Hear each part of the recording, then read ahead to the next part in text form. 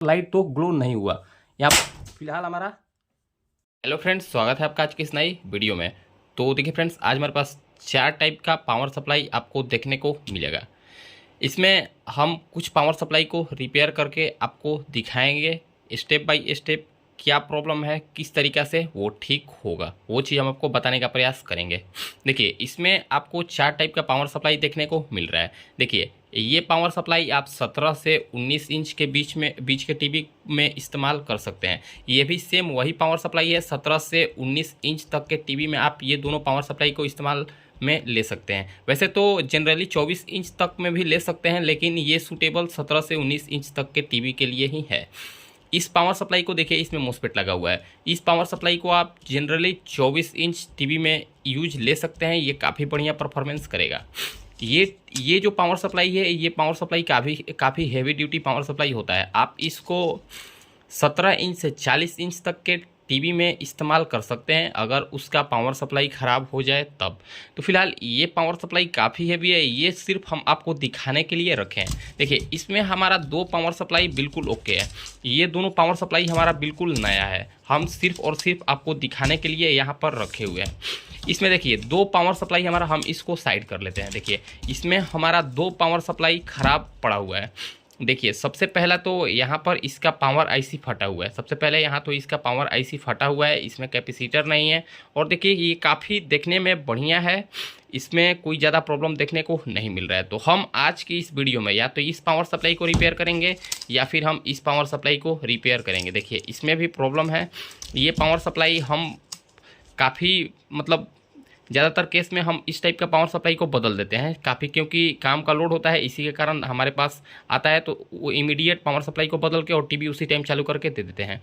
तो देखिए, फिलहाल हम क्या करते हैं, हम इसी पावर सप्लाई को चालू करते हैं। देखिए, क्योंकि जो नए लोग होते हैं उनके दिमाग में ये कन्फ्यूजन होता है कि देखिए, इसमें पावर आईसी फटा हुआ है, तो पावर आईसी फटा हुआ है तो इसमें कुछ लोगों के दिमाग में ये आएगा कि हम अगर इसका पावर सप्लाई फटा हुआ है, यानी कि इसका पावर आईसी फटा हुआ है, तो हम इसमें किस नंबर का पावर आईसी को डालें। तो ये चीज़ भी हम आपको बताने वाले हैं। यहाँ पर कितना वैल्यू का कैपेसिटर लगाएं, ओवरऑल इसको किस तरीक़े से रिपेयर किया जाए, ये चीज़ उनके दिमाग में बैठा रहेगा। तो हम क्या करते हैं, अपना फ़ोन को स्टैंड पर सेट करते हैं, फिर हम आपको इसको स्टेप बाय स्टेप रिपेयर करना आपको बताने वाले हैं। तो हम क्या करते हैं, अपना फ़ोन को स्टैंड पर रख लेते हैं। तो देखिए, इस पावर सप्लाई को रिपेयर करने से पहले आपको सबसे पहले इसमें जो पावर आईसी फटा हुआ है, इस पावर आईसी को बाहर निकालना होगा। तो हम क्या करते हैं, सबसे पहले फटाफट इस पावर आईसी को बाहर निकाल लेते हैं, क्योंकि जब तक ये पावर आईसी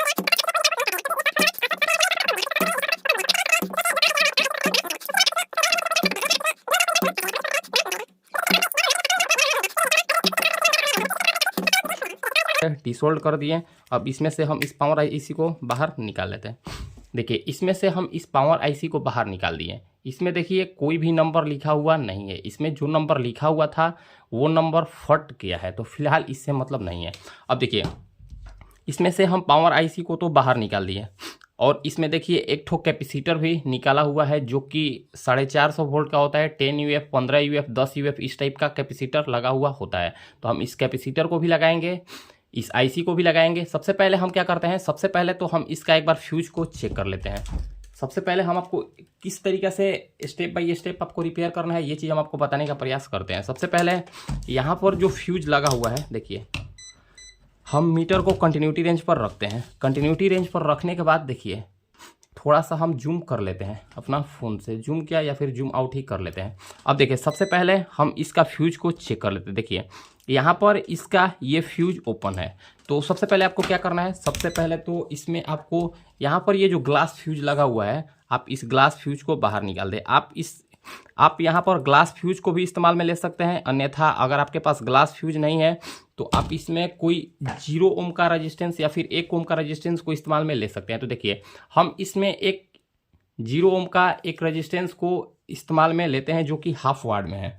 तो हम क्या करते हैं, सबसे पहले इस रेजिस्टेंस को इसमें लगा लेते हैं। अगर आपके पास रेजिस्टेंस नहीं है तो आप इसमें बारीक सा वायर को भी इस्तेमाल में ले सकते हैं। देखिए, हम क्या करते हैं, देखिए फ्रेंड्स, इस टाइप का जो पावर सप्लाई होता है, हम उस टाइप का पावर सप्लाई को फिलहाल एक जगह इकट्ठा कर और रखते हैं, ताकि हम इन फ्यूचर अगर कभी फ्री हो तो उसको रिपेयर करके रख सके अपने स्टॉक में। क्योंकि इस टाइप का पावर सप्लाई आपको कभी ना कभी पैसा दे ही देगा, इसीलिए हम इसको रिपेयर करके अपने पास रख लेते हैं। देखिए हम इसको सबसे पहले यहाँ पर कट कर लेते हैं, कट नहीं, हम इसको सोल्डरिंग करके और फिर इसको हम कट करेंगे। तो देखिए हम इसको यहाँ पर सोल्डरिंग कर लिए, इसका एक्स्ट्रा जो लेग है, इसका एक्स्ट्रा लेग को कट कर लेते हैं। ठीक है, फिलहाल हम कटर दुकान पर ही छोड़ दिए हैं, इसीलिए हाथ से इसको तोड़ने का प्रयास कर रहे हैं। देखिए यहाँ तक तो हमारा काम कंप्लीट हो गया। देखिए यहाँ तक तो हमारा काम कंप्लीट हो गया। ये हम यहाँ पर 0 ओम का या फिर आप 0 ओम का, 1 ओम का, 10 ओम का रेजिस्टेंस को भी यहाँ पर लगा सकते हैं। यहाँ तक तो हमारा काम कंप्लीट हो गया। अब बचा इसमें सबसे पहले हमको क्या करना है, इसमें ये फ्यूज लगाने के बाद, ये फ्यूज लगाने के बाद अब यहाँ पर आपको क्या करना है, फ्यूज लगा दिए, उसके बाद आपको यहाँ पर चेक कर लें। देखिए यहाँ पर फ्यूज लगाने के बाद इसमें आपको एक रेक्टिफायर देखने को मिलेगा, जो कि यहाँ पर ये रेक्टिफायर आपको देखने को मिल रहा है। इस रेक्टिफायर पर देखिए अगर ये फ्यूज सही हो गया, देखिए फ्यूज तो सही हम कर दिए हैं। फ्यूज सही होने के बाद अगर ये हमारा फिल्टर कॉइल सही होगा, फिल्टर कॉइल सही होने के बाद यहाँ पर हमारा ये डायोड के दोनों बीच वाला पिन पर हमको यहाँ पर जो इनपुट सप्लाई आ रहा होगा, मतलब 220 वोल्टेज अगर हमारा इनपुट सप्लाई आ रहा होगा, तो यहाँ पर भी हमको 220 वोल्ट इनपुट सप्लाई देखने को मिलेगा। फिलहाल हम इसमें पहले डायोड नहीं लगाते हैं। सबसे पहले हम क्या करते हैं, इसमें हम एक वायर को जोड़कर ये चेक कर लेते हैं क्या हमारा EMI सेक्शन सही है या फिर नहीं। EMI सेक्शन मतलब जो इसमें फ्यूज लगा हुआ आता है, फिल्टर कॉइल लगा हुआ होता है, रेक्टिफायर डायोड लगा हुआ आता है, अगर उतना चीज़ सही होगा तो हमारा डायोड पर DC वोल्टेज बनने लगेगा। फिलहाल हम इसमें कैपेसिटर तो नहीं लगाए हैं, तो हम अभी DC सप्लाई को नहीं चेक कर पाएंगे, हम फिलहाल AC सप्लाई को ही चेक कर पाएंगे। तो देखिए हम इसमें सप्लाई को दे दिए। अब सप्लाई देने के बाद हम क्या करते हैं, मीटर को AC रेंज पर रख लेते हैं। देखिए मीटर को हम AC रेंज पर रख लिए। मीटर को AC रेंज पर रखने के बाद देखिए यहाँ पर हमको कितना वोल्टेज देखने को मिल रहा है, हम एक बार ये चीज़ चेक कर लेते हैं। देखिए यहाँ पर हमको 229 वोल्टेज, देखिए यहाँ पर हमको, देखिए थोड़ा सा हम इसको, यहाँ पर हमको 229 वोल्टेज, यहाँ पर हमको 229 वोल्टेज देखने को मिल रहा है। अब यही सेम वोल्टेज हमको ये डायोड, यानी ये यहाँ पर जो रेक्टिफायर लगा हुआ है, इसके दोनों बीच वाले पिन पर हमको यही वोल्टेज सेम देखने को मिलना चाहिए। देखिए यही सेम वोल्टेज हमको यहाँ पर देखने को मिल गया। अब इससे हम ये कन्फर्म हो गए कि यहाँ से सप्लाई यहाँ जा रहा है, यहाँ से सप्लाई यहाँ जा रहा है, यानी कि ये हमारा फिल्टर कॉइल भी सही है, ये हमारा फ्यूज भी सही है, जो कि हम इसमें फ्यूज नया लगा दिए। अब देखिए मीटर को हम DC रेंज पर एक बार कर लेते हैं। अब DC रेंज पर करने के बाद देखिए ये हो गया रेक्टिफायर का, ब्रिज रेक्टिफायर का ये दोनों AC पिन, और इसके बगल वाले यानी कि 1st नंबर पिन और 4 नंबर पिन DC पिन हो जाएगा। यानी कि अब यहाँ पर हमको DC सप्लाई देखने को मिलेगा। यही सेम वोल्टेज हमको अभी फिलहाल देखने को मिलेगा, क्योंकि यहाँ पर हम कोई भी अभी फिल्टर कैपेसिटर नहीं लगा है। देखिए यहाँ पर हमको 210 वोल्टेज देखने को मिल गया। अब देखिए अब हम क्या करते हैं, अब फिलहाल देखिए हम इसमें ये कैपेसिटर को निकालते हैं। देखिए इसमें हम 10 UF, इसमें एक कैपेसिटर लगा हुआ है 10 UF 450 वोल्ट के, ये केल्ट्रॉन का कैपेसिटर लगा हुआ है। तो फिलहाल हम यहाँ पर ये टेस्टिंग पर्पस के लिए इसमें ये जो कैपेसिटर हम लगाए हुए हैं, तो हम इस कैपेसिटर को एक बार बाहर निकाल लेते हैं, और बाहर निकाल कर हम इस पावर सप्लाई में डालकर देखते हैं। देखिए यहाँ पर हम इस कैपेसिटर को बाहर निकाल लिए। फिलहाल आप यहाँ पर थोड़ा सा हेवी ड्यूटी कैपेसिटर को ही इस्तेमाल में लें, ये थोड़ा सा कैपेसिटर उतना ज़्यादा कारीगर नहीं होगा। फिलहाल हम इसको टेस्टिंग पर्पस के लिए इसमें लगा रहे हैं। तो देखिए आपको प्लस, ये हो गया माइनस पिन, ये कैपेसिटर का माइनस पिन, यानी कि ये कैपेसिटर का माइनस पॉइंट हो गया और ये कैपेसिटर का प्लस पॉइंट हो गया।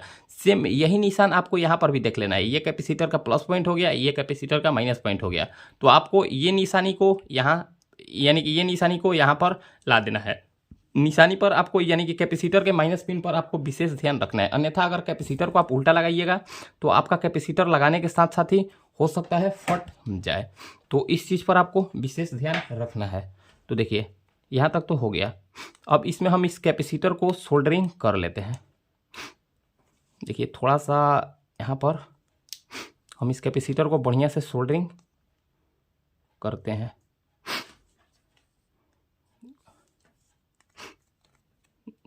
देखिए हमारा ये कैपेसिटर, आपको देखिए फ्रेंड्स थोड़ा सा भी हड़बड़ाना नहीं है, थोड़ा सा भी आपको जल्दबाजी नहीं करना है, ये काफ़ी आसानी तरीक़े से रिपेयर हो जाएगा। अब देखिए ये कैपेसिटर को अब हम यहाँ पर लगा लिए। ये कैपेसिटर को लगाने के बाद फिलहाल हम इसको ऐसे रख लेते हैं। अब देखिए यहाँ पर तो हम कैपेसिटर लगा दिए, यहाँ पर तो हम 450 वोल्ट का कैपेसिटर लगा दिए।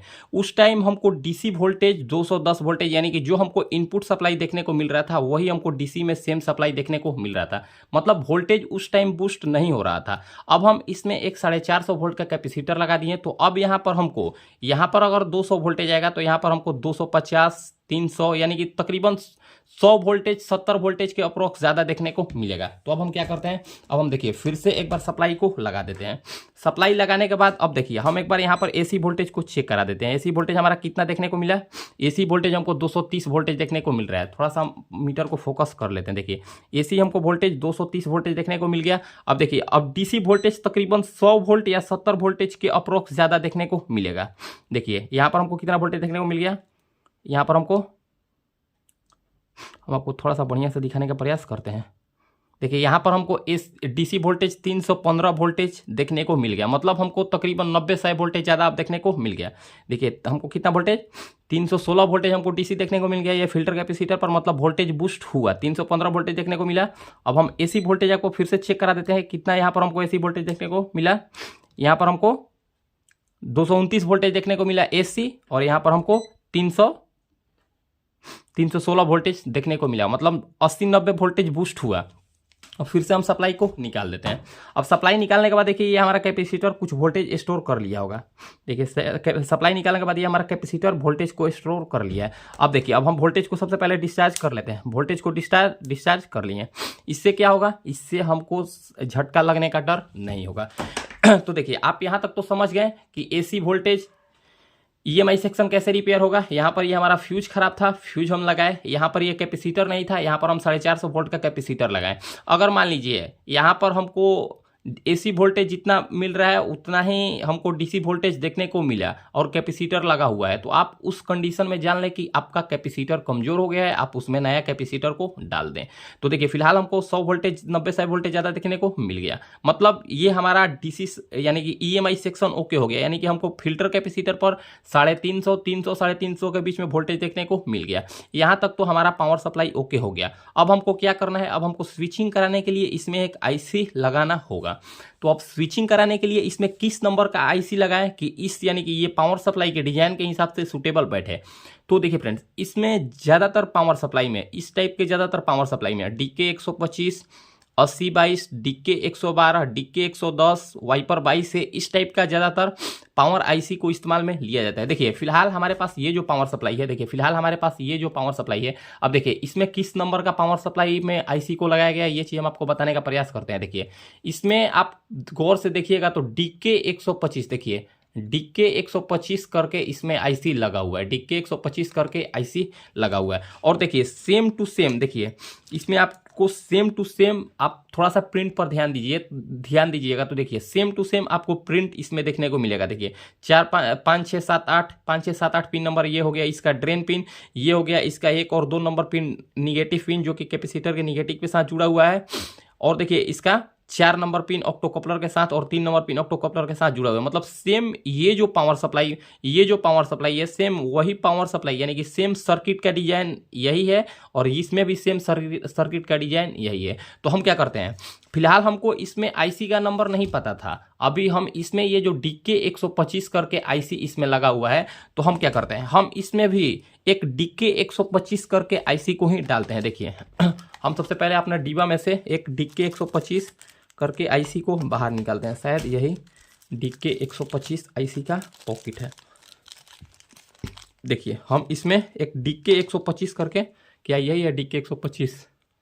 हाँ तो देखिए फ्रेंड्स, यही DK 125 करके यही आईसी का हमारा डब्बा है। तो देखिए इसमें से हम एक आईसी को बाहर निकाल लिए।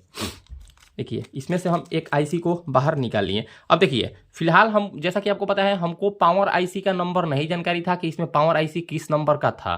तो फिलहाल हम दूसरे पावर सप्लाई से, यानी कि ये पावर सप्लाई से एक बार मैच करके देख लिए कि इसमें DK 125 आईसी है, तो इसमें भी शायद DK 125 ही लगेगा, क्योंकि सेम इसका पिन का, यानी कि जो इसमें पिन, जो इस उसमें जो पिन मैच कर रहा था, यानी कि सर्किट के डिजाइन के हिसाब वही सेम सर्किट इसमें भी मैच कर रहा था। मतलब इससे हम ये कंफर्म हो गया कि शायद इसमें DK 125 आईसी काम कर सकता है। तो हम क्या करते हैं, फिलहाल हम ये कंफर्म नहीं कर सकते हैं कि ये हमारा पावर आईसी वर्क ही कर जाएगा। तो फिर भी अगर नहीं भी करेगा उससे मतलब नहीं है, लेकिन हम इसमें ये पावर आईसी को डालकर एक बार देख लेते हैं क्या ये हमारा पावर आईसी काम कर रहा है या फिर नहीं। उम्मीद है कि ये कर जाना चाहिए, क्योंकि ये डिजाइन तो सेम है पावर सप्लाई का, तो हो सकता है कि ये हमारा पावर सप्लाई काम कर जाए। तो एक बार देख लेते हैं, चेक करना कोई बड़ी बात नहीं है। देखिए थोड़ा सा आपको सोल्डरिंग पर ध्यान देना है कि कोई पिन आपस में शॉर्ट ना हो सके। देखिए फ्रेंड्स, आप इसमें छोटा मोटा कंपोनेंट डालकर इस टाइप का पावर सप्लाई को आसानी से रिपेयर कर सकते हैं, और तकरीबन आप कस्टमर के टीवी में भी लगा सकते हैं। ये काफ़ी बढ़िया चलता है, ऐसा नहीं है कि ये जल्दी ख़राब हो जाता है। तो देखिए हम इसमें, जैसा कि हम आपको बताएं, DK 125 करके जो आईसी आता है वही हम DK 125 आईसी को इसमें डाल दिए हैं। अब हम क्या करते हैं, DK 125 आईसी को डाल दिए हैं। अब हम इसमें एक बार सप्लाई देकर देखते हैं। देखिए इसमें सप्लाई पर, यानी कि ये अगर पावर सप्लाई ऑन होगा तो यहाँ पर हमको एक एलईडी भी देखने को मिल रहा है। शायद ये हो सकता है पावर सप्लाई ऑन होने के बाद ये हो सकता है हमारा एलईडी ग्लो हो। तो हम क्या करते हैं, हम इसमें एक बार सप्लाई को देते हैं। देखिए हम इसमें एक बार सप्लाई को देते हैं। देखिए सप्लाई तो दे दिए, अभी फिलहाल हमारा यहाँ पर तो लाइट ग्लो नहीं हुआ। फिलहाल हमारा यहाँ पर लाइट तो ग्लो नहीं हुआ। यहाँ फिलहाल हमारा कैपेसिटर भी इसमें ब्लास्ट हुआ। क्या यहाँ पर वोल्टेज ज़्यादा बना या फिर, तो हो सकता है फ्रेंड्स इसमें वोल्टेज ज़्यादा बना हो। तो हम क्या करते हैं, हम एक बार इसमें ये चीज़ चेक कर लेते हैं कि इसमें वोल्टेज बना तो बना कितना। इसमें तो हम ये आईसी डाल दिए। देखिए इसमें हम DK 125 आईसी डाल दिया, लेकिन इसमें एक प्रॉब्लम ये आया। देखिए जैसे ही हम इसमें सप्लाई दी है 2 या 4 सेकंड बाद यहाँ का ये कैपेसिटर उड़ गया। ये कैपेसिटर उड़ने का मतलब ये है, यानी कि ये आईसी, यानी कि ये पावर सप्लाई वोल्टेज ज़्यादा आउटपुट कर रहा है। तो देखिए अब हम इसका एक बार वोल्टेज आउटपुट चेक कर लेते हैं, ये कितना वोल्टेज आउटपुट दे रहा है। देखिए हम इसमें आपको एक बार वोल्टेज आउटपुट चेक कराते हैं, क्योंकि हम ज़्यादा देर तक अगर रखेंगे, इसमें ज़्यादा देर तक रखेंगे तो यहाँ पर ये कैपेसिटर भी फटने का डर बना रहेगा। तो हम जल्दबाजी में ही हम इसको एक बार चेक कर लेते हैं ये कितना वोल्टेज आउटपुट कर रहा है। तो देखिए यहाँ पर ये हमको 28 वोल्टेज के समथिंग आउटपुट कर रहा है। हम इसमें से सप्लाई को निकाल दिए, इसमें ये 28 वोल्टेज आउटपुट कर रहा है, जबकि इसको यहाँ पर देखिए लिखा हुआ है 12 वोल्ट आउटपुट करना चाहिए। और देखिए हो सकता है यहाँ पर ये जो हम इसमें आईसी लगाए हो DK 125, ये इसमें सूट नहीं कर रहा हो। अब इसमें DK 125 आईसी नहीं लगेगा, तो इसके जगह पर हम इसमें एक वाइपर 22A, देखिए इसमें हम एक वाइपर 22A ST कंपनी का, देखिए इसमें हम वाइपर 22A आईसी भी लगा कर देखें। वाइपर 22A जब हम इसमें आईसी लगाए हैं तो इसमें वोल्टेज फ्लैक्चुएशन होने लग रहा था। ऐसे हो रहा था 12 वोल्ट, 18 वोल्ट, 15 वोल्ट, 26 वोल्ट, ऐसे हो रहा था। मतलब वोल्टेज वेरी हो रहा था, स्टेबल नहीं हो रहा था। मतलब इससे ये तो पता चल रहा है कि इसमें ये कंफर्म नहीं हो पा रहा है कि इसमें किस नंबर का आईसी लगा हुआ था इस पावर सप्लाई में। तो फिलहाल हमको ये कन्फ्यूजन हुआ। तो देखिए आप एक बार, अगर आपको ये जानकारी होगा या फिर आपके पास इस टाइप का same to same power supply होगा, तो आप एक बार ये कमेंट करके ज़रूर बताइएगा कि इसमें किस नंबर का पावर आईसी लगेगा। फिलहाल हमारे पास तो इसमें अभी तो हमको नहीं जानकारी है कि इसमें किस नंबर का पावर आईसी लगेगा। हम पता जरूर करें एक बार, या फिर आप कॉमेंट भी कीजिएगा। इसमें हम DK 125 लगाए हैं, जो कि हम इस पावर सप्लाई को देख कर लगाए हैं। ये पावर सप्लाई ऑन तो हुआ, ये पावर सप्लाई ऐसा नहीं है ये स्विचिंग कर रहा है ये, लेकिन आउटपुट वोल्टेज ज़्यादा कर रहा है। तो इससे ये हम जान गए कि ये पावर सप्लाई में ये आईसी तो सूटेबल नहीं होगा। तो अब चलिए अब